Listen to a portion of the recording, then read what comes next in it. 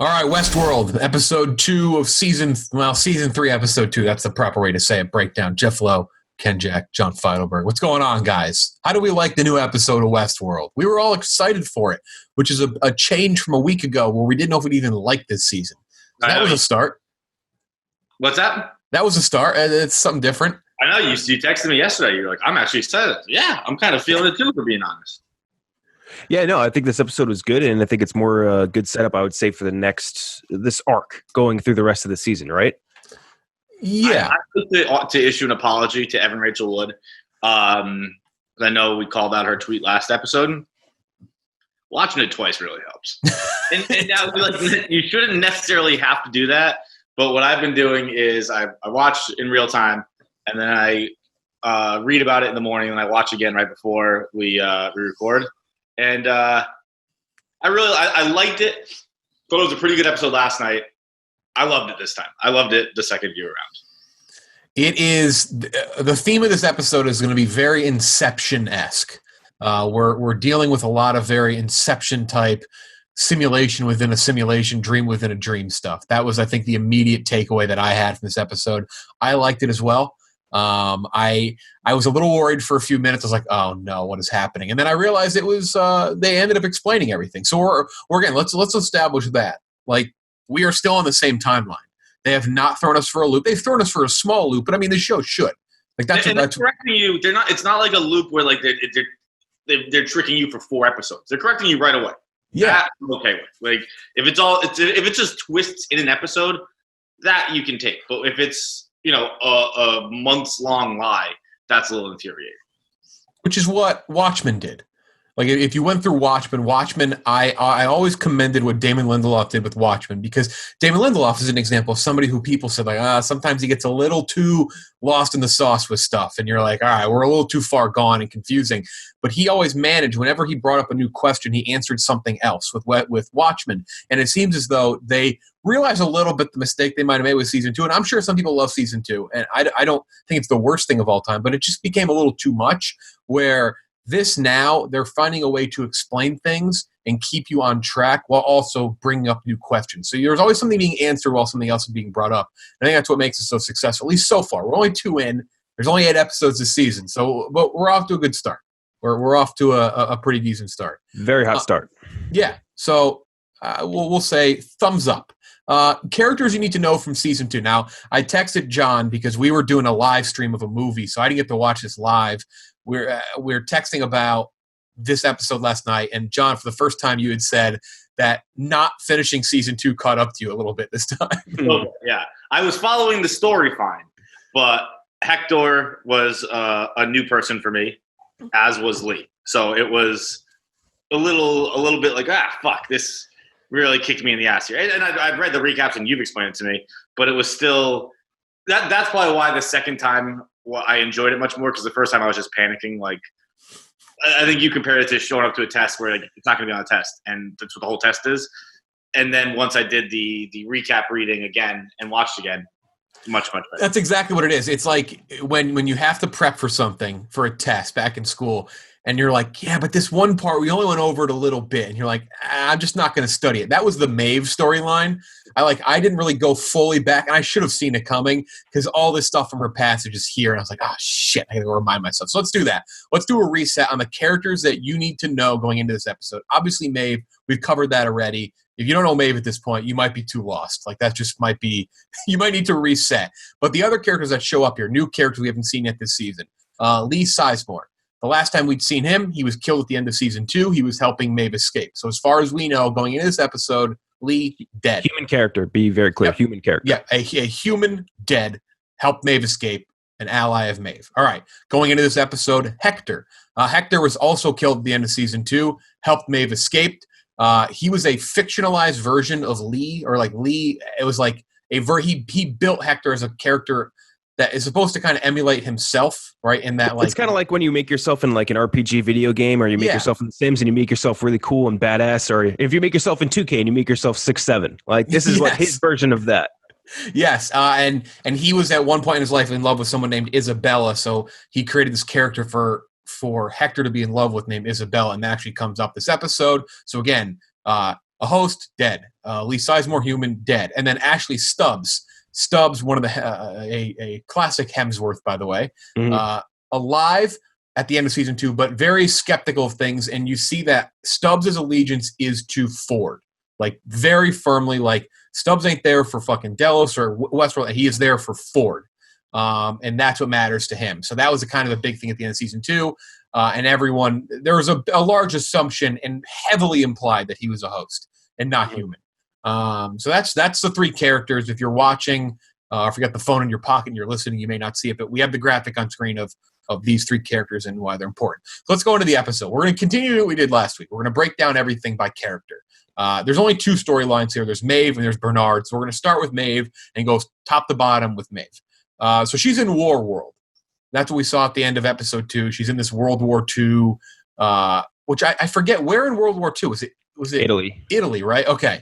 War World, there has been some questions from people saying, is War World actually a Westworld location or is it a simulation location? There is a website, discoverwarworld.com. I love when there's just this extra company websites, yeah. I love it.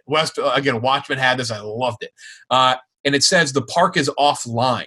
So in the Westworld unit, like in Westworld, this is offline. It says Delos Destinations regrets the temporary closure of War World. We are undergoing unscheduled maintenance to improve several safety and structural, safety, you have fucking Nazis, and structural systems to maximize the experience of our guests. Existing bookings for experienced guests will be honored at a later date. Please check again soon, et cetera, et cetera. So yes, War World is real, but is she in the real War World? We'll figure that out. Moving back to the podcast thing there. That you sounded like you were in Syria right there. Like, didn't she? We'll get to that later. Like that was quite the setup there. We start with Maeve. She encounters Hector. This is kind of a continuation from that post-credit scene. Something seems a little bit off for Maeve, right? Like she's a little like, what's happening here? This doesn't seem right. She realizes as they try to escape this. There's kind of a standoff in the town square between Nazis are looking for like a map or for a trader or something. And as they escape, she realizes she isn't able to control anybody. She's able to control some of the hosts or some of the people at the end of season 2. She's not able to do that. They still find a way to escape. She like pushes like a cyanide pill into one of the guards' eyes. Kind of fucking badass. One of those guards I could have sworn was Steve Lemmy from like Broken Lizard, like Beer Fest and all that. Do you see the one guard with the mustache? Yeah, he's kind of the main guard, wasn't he? Yeah, he was like the head captain guy of that gate blockade. I wonder if we can get a side by side. Like he looked exactly like him. I have it up right now. It's not him. It's not him. I looked it up on IMDb. It's not him. But I immediately went to IMDb and searched it, and I was like, this guy is just a clone copy of him. They only had room for one big cameo this episode. Another, we'll get to that later. One of the craziest.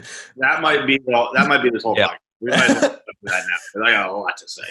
We'll get to that. We'll get to that. They get on a plane to leave War World, or they try to. They see that everyone in the plane is dead. Hector realizes that, and then Hector kind of reveals what's wrong here. He calls Maeve by a narrative name, calls her Isabella, and she's like, "Oh shit, you don't know who I am. This is clearly a narrative. Like you're in your narrative. This is not how it's supposed to be." And she realizes, obviously, at that time that not only does Hector not realize it's her, is Hector is going off the old narrative. So something is reset, something is wrong. And then he dies, and then she just shoots herself because she's like, "This ain't fucking real. Like this is. I know where I am now. I know I'm in a simulation basically, or at least I'm as a host in this narrative." She awakens at the Mesa, or again, what she assumes to be the Mesa, encounters a couple characters that we recognize, Felix and Sylvester. Felix is the main one that kind of tipped me off. Because at that point, I still wasn't really sure what was happening. But I know Felix has helped Maeve before, knows Maeve, didn't say a word. Like, just, it was like business as usual. Like, this is just a new host, whatever. This means nothing to me. And then Sylvester, another one, calls, I guess, security. And then Lee Sizemore is where Lee shows up. Lee arrives, and it kind of saves the day. He's back and quote-unquote alive. And even Maeve is kind of confused by that. And he's saying that he is trying to get Maeve, Lee is, to the Sublime to reunite her with her daughter. War World is in close proximity to it. That's why she put him. She's like, "Why'd you put me in War World?" She's like, "Well, it's close to the Sublime. Like, we're trying to get you with your daughter." Forge. Yeah, the Forge. Yeah. So they go to the Forge, She goes through the simulation again. She goes through World again. He meets her with a couple horses. He rides the horse well, by the way, because he is very injured. He does a good job riding that horse. And they move on to the forge, and this is where things begin to fall apart a bit. This is where things begin to unravel, or at least for the viewer, you start to realize shit is going down. They're at the forge, and he's confused because he's like, hey, like, why don't you do what you did before? Like do everything that you did in here, right? Like, enact everything, go into the computer, go into the system. Let's get the Sublime open again. And she's like, this wasn't me. And she realizes it was Dolores. And that's where the system begins to break down because she starts to ask a lot of questions, and Lee is acting really weird. He goes in for a kiss, and she's like, this isn't right. Like, this just seems like something programmed. Like, this wouldn't have happened, like, with the real Lee. And the more and more she asks questions, he begins to basically malfunction. And as he malfunctions, the thing happens with Westworld where the aspect ratio shrinks, and you realize you're in a simulation, which I think is great drop. I love saying aspect ratio. Yeah, the aspect ratio did change. It's a great visual cue, and you're like, oh, shit, okay, so this really is not real at all. So she begins to unravel more and more. She starts to deconstruct it a little bit. This is where it becomes very Inception-like. You can tell she's in a simulation within a simulation, a dream within a dream, which, I'm going to be honest, kind of got me going a bit. I was like, okay, I like this. This is my type. We're going to be watching Inception live on our YouTube channel Thursday night, funny enough. So we have a lot of dream within a dream the next week. So she's confronted by a couple workers, and Lee is with her. They're like, hey, you can't have host down here. Or active host. This is against the rules. And he's like, fuck you, I am the rules. Like, I make this shit. He's still confused because she's now confused the simulation because she's like, Lee, you're not real. Like, stop telling me you're alive. You're not real. I'm in a simulation. And she asks a question to the worker. She asks, what's the square root of -1? She's trying to fuck with the system. And I guess that's, I don't know fucking math, but I guess it's a very hard question to answer. It's apparently they did this in Rick and Morty. Everyone was tweeting about Rick and Morty last night. I haven't watched all Rick and Morty, but they do it in Rick and Morty where they break down like a simulation or a computer because they try to overload it with a crazy question that it doesn't expect. I didn't care for this, to be honest. Okay. Maybe because I'm not good enough at math, and maybe this is something.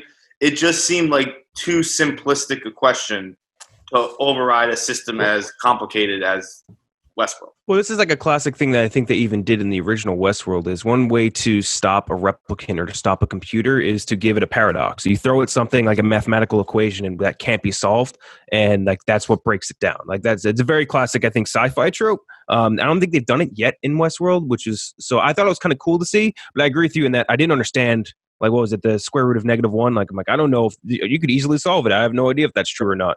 I mean, it's a show for smart people. I'm not going to speak for you guys. I'm not very smart, so that just kind of happens there. I thought that method worked well. The confuse the system worked well when they went and put it into practice in the simulation.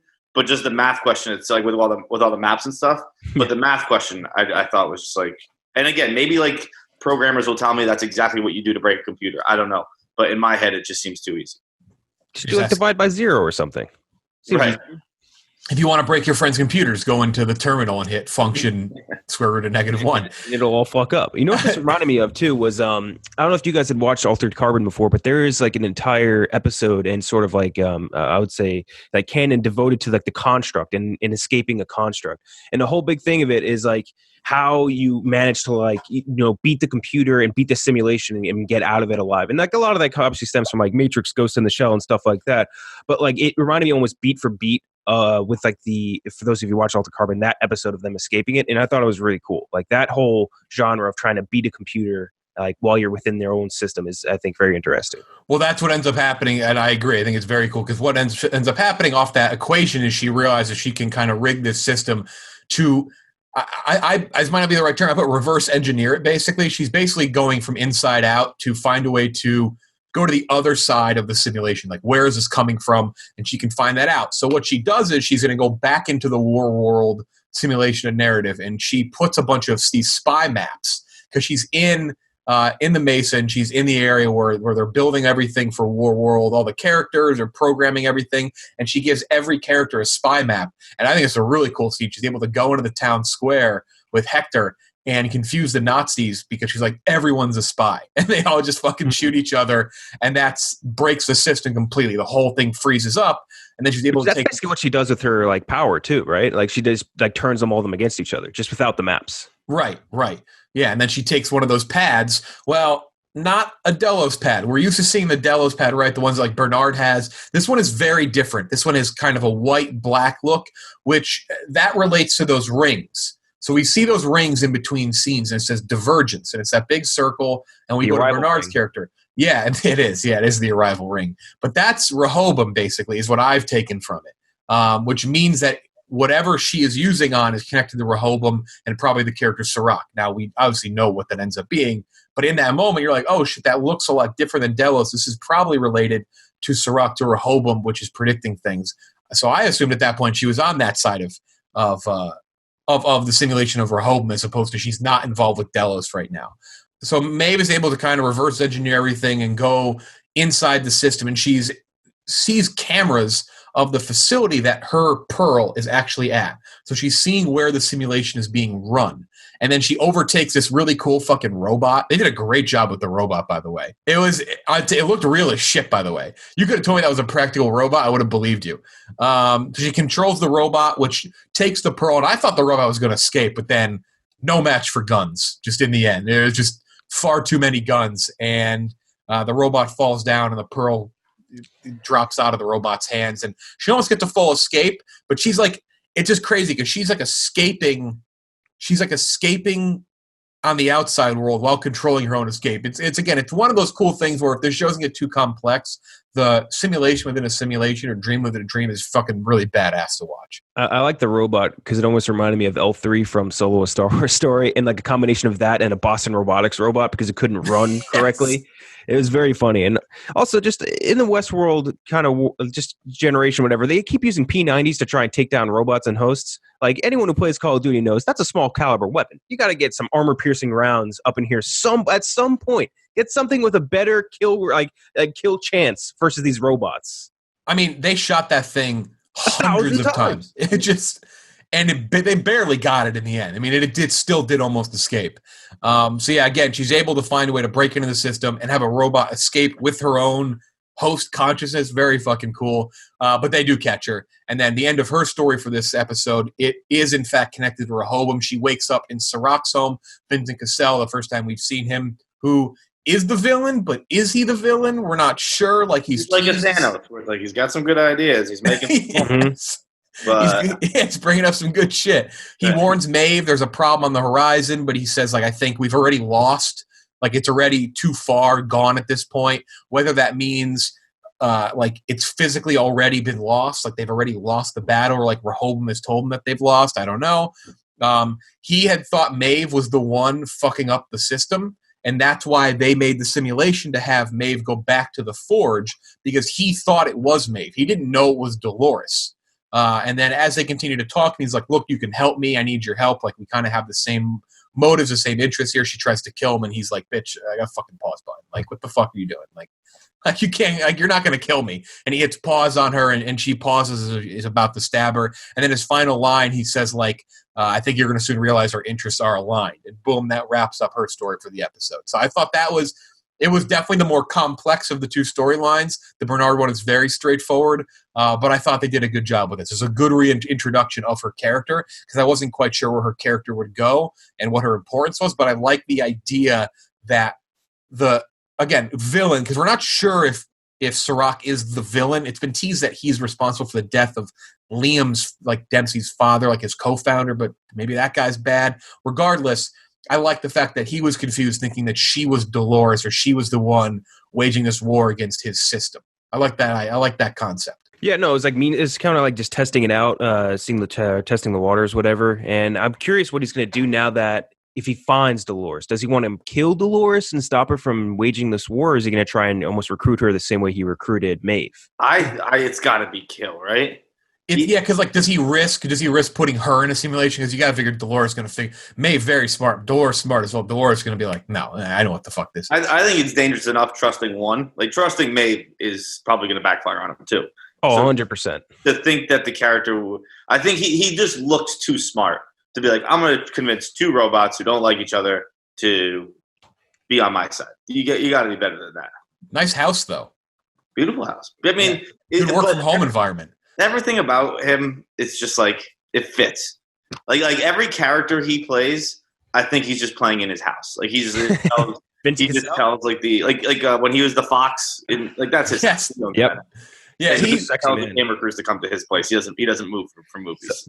I'm convinced he like doesn't need to shower or clean up. He's just always like very clean cut. Like all he's ever doing is just like fixing his cufflinks.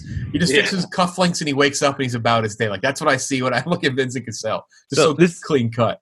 So he basically invented the system that Aaron Paul's Cal character hates, right? Yes. So this is obviously going to set up. This is going to be the war. The war is going to be Dolores and Cal versus MAEVE and now SERAC.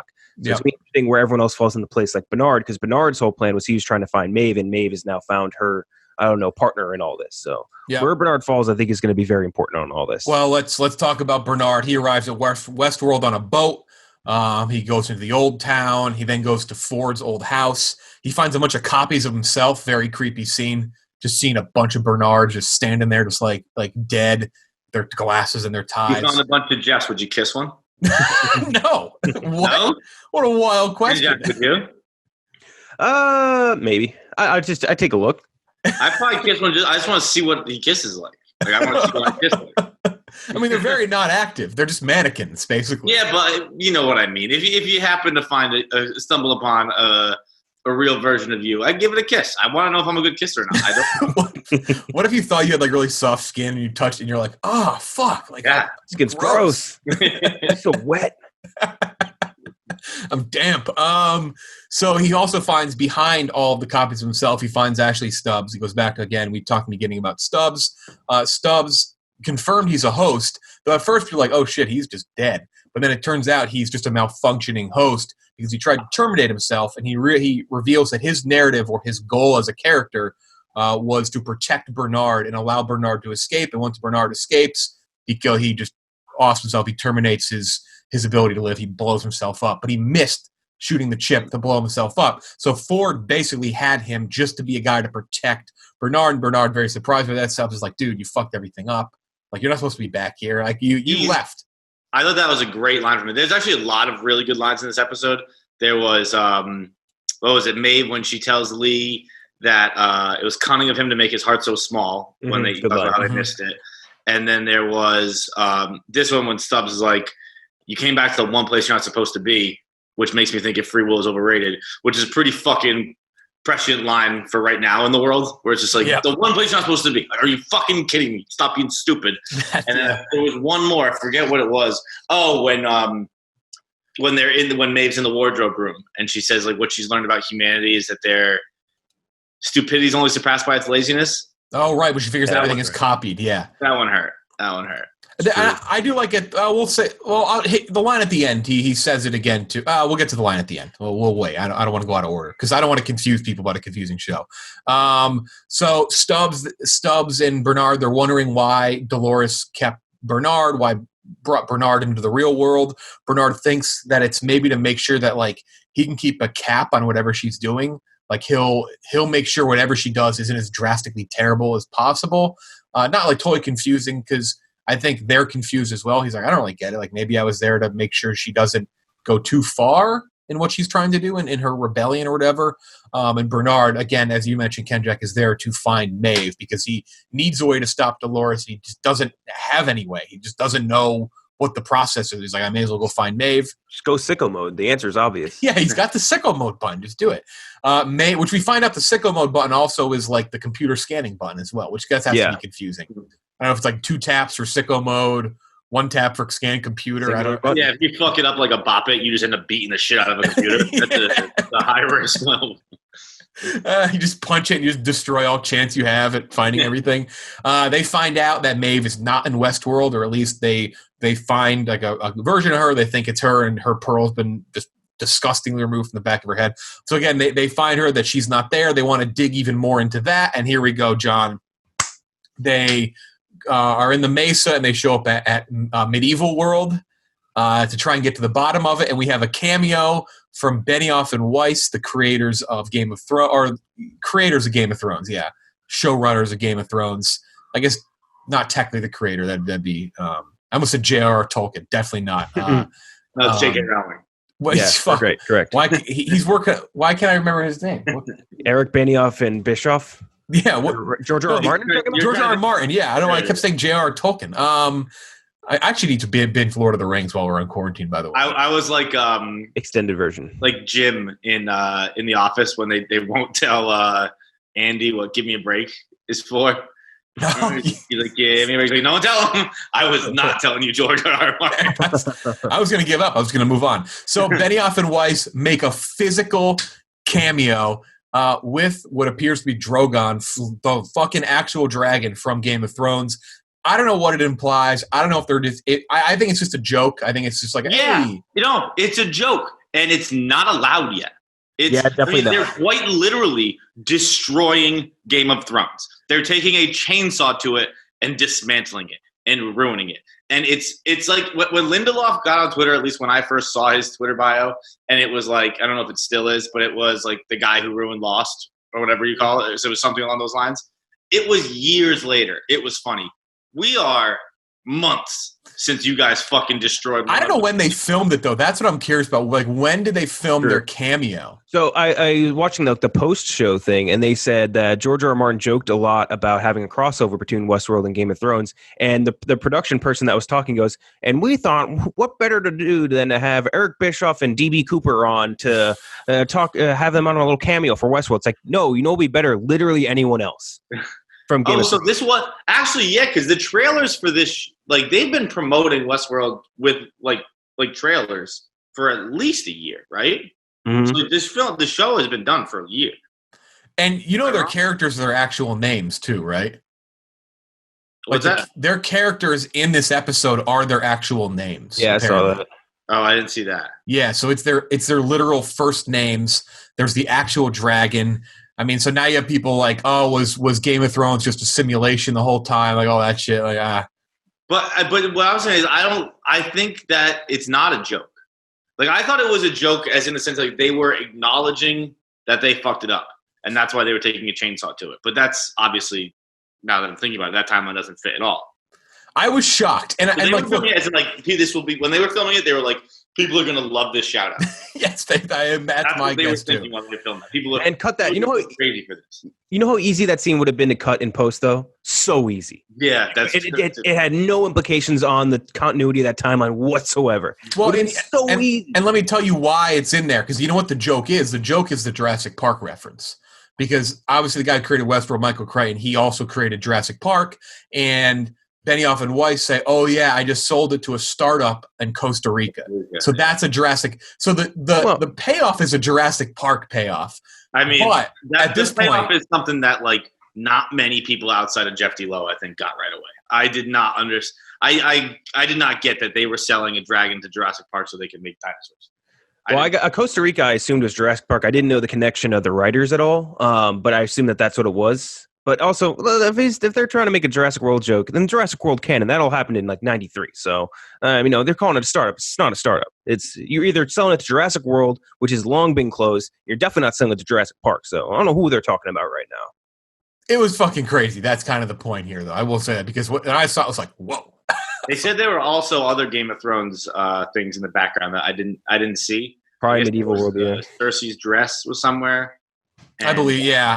I honestly, I didn't see it. I just assumed. I just assumed there was a bunch of stuff there. I did like, at one point, Stubbs just rip an axe out of the hand of one of the characters. I like that. So anyway, there's your Game of Thrones mishmash. That's all people are really talking about with the episode. I was thinking that they were in on the joke, but you're right that when that was filmed, they were filming that thinking, people are going to love this. That's crazy. I love this. That's great. Bernard plugs into the system and scans everything, finds out two big things. One, that MAEVE is just very much not there. And this kind of happens, like these two storylines are intertwined a little bit, but you already know that MAEVE has discovered shit's wrong. But now you find out that not only is she in a simulation, she is not a part of the Delos Westworld, or it's not a Delos simulation. It's completely somewhere else. As he's plugged in, Stubbs fends off guards, two with guns, and then the rest of them he chases with Hemsworth with an axe. We've seen that before, but he chases people off with an axe, which looked kind of funny more than badass, but I think I liked it because it was so goofy. I mean, use the guns, guys. Come on. Use Indiana Jones moment right there. None of the guards are just like, hey, let's shoot him. It's a Hemsworth wielding an axe. They were probably like, it's fucking Thor. This guy's just Thor. It was weird because he couldn't use that one arm, so it just looked goofy. It did, yeah. Like, and also, like, if you're using non-deadly tactics, you don't usually go for the axe. Yeah. The axe is a pretty clear, like, this Murder. is of murder. Yeah. Yes, is I'm going to kill you. Unless he in the butt of the axe, maybe. That's what he did use, but it just seems like not the weapon to grab people. Hard, especially with one arm. People.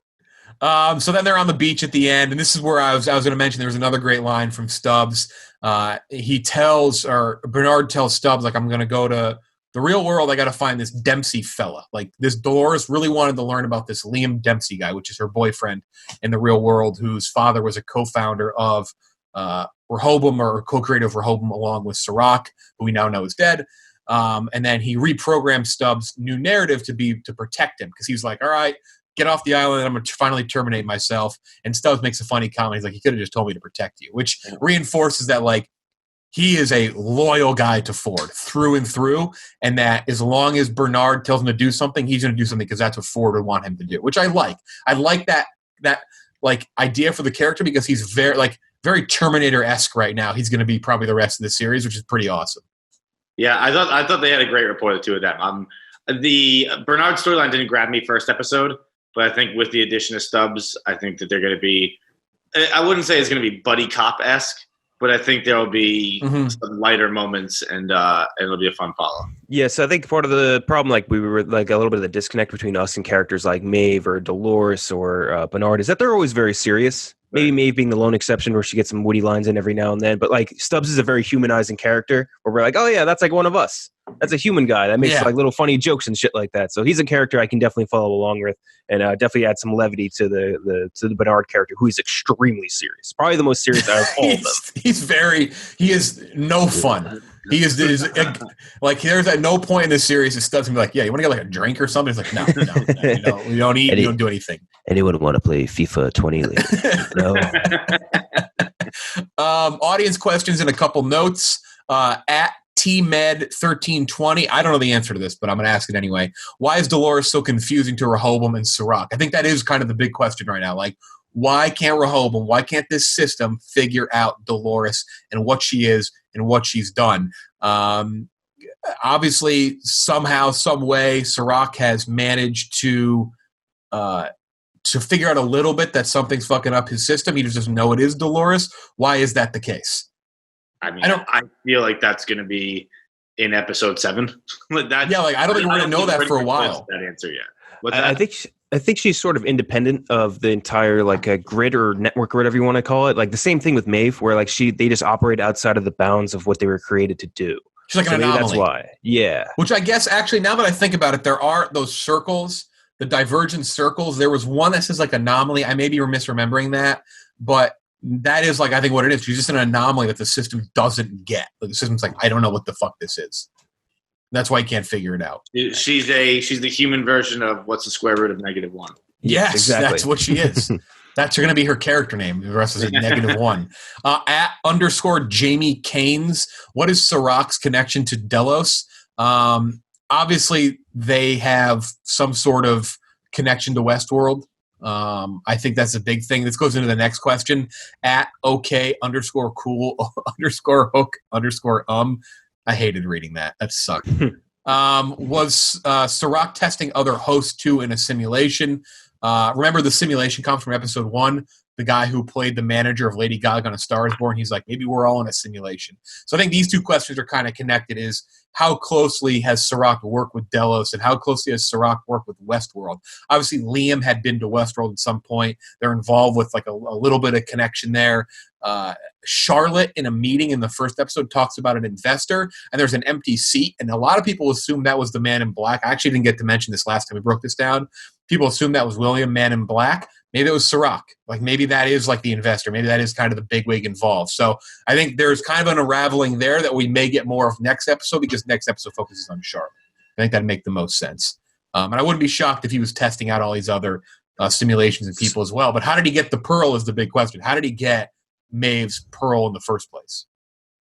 I think that a lot of the Westworld kind of world, or whatever you want to call it, is sort of subcontracted out. Like Westworld is obviously bought by Delos. I think that Rehoboam, or whatever you want to call it, they're AI specialists. So they are probably subcontracted to make the AI for all of the Westworld hosts. It's very possible that that's like they were the coders or whatever you want to call it, because they obviously had access to all this shit, because they had access enough to make an entire or simulation version that was very accurate of Lee Sizemore.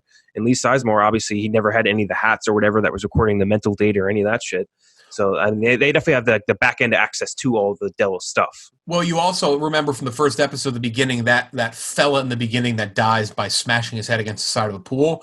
He was an investor in Westworld and had also worked for Insight, the company that run. I kept saying the co-founder of Rehoboam. They were the co-founder. SERAC's co-founder of Insight, which made Rehoboam.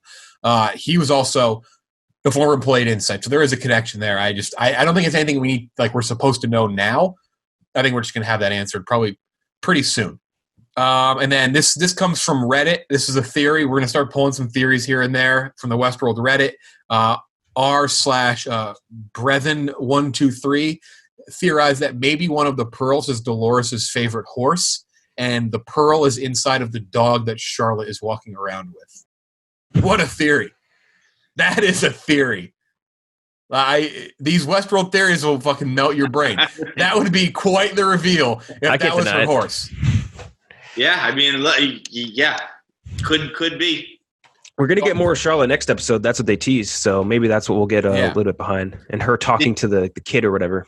Did you see the photo of, from the tease where it's Caleb or Aaron Paul walking into, to the construction site, wherever he is, and he's walking right on the line of a shadow, and they're saying it's him. It's a right, him walking the line between the dark and light. It's a dark, because then you've seen people point out that Dolores is wearing black, Maeve is wearing white, which we've seen in the show. Man in Black, obviously the good versus evil type thing, which is on the nose, but in a way that's like it's supposed to be. Right. That's also Aaron Paul's. I wouldn't even say it's his bread and butter. It's just his only pitch. Exactly. That's the only thing he can do. So final thoughts. Everything points, apparently, in people who've seen the first 4 episodes, that the episode 4 will be the convergence of all stories. So we got Dolores, we got Bernard, we got Caleb in the first episode. Now we have Bernard and Maeve. Next episode, it's been teased that it's going to be Charlotte, Dolores, and Caleb. We're going to probably find out who Charlotte is, who is the host, like what is the pearl in her head. And then I guess that means William Man in Black is going to be answered in episode 4, which seems to me to be the big twist, right? Because it seems that his character at the end of season 2 showed up so far in the future that wherever he is and whatever his storyline is going to be the big twist, because we haven't had that yet. Like, I know, like, the simulation in a simulation was revealed this episode. That wasn't a big twist or anything, right? Like, you assume Maeve was somewhere in some capacity that was different from where Dolores and Bernard were. So, yeah, it was surprising, but you're like, oh, I guess that makes sense in the end. I would imagine the oh fuck moment is going to probably be the Man in Black. That's probably going to be the thing that makes everyone go, oh shit, like something's going on now. Is it too obvious, though, at this point, that it's going to be him? Not what he's going to do or anything about that, but just like that. It's almost like Idris Elba being Bond, where it's just like, yeah, that's the play. Yeah.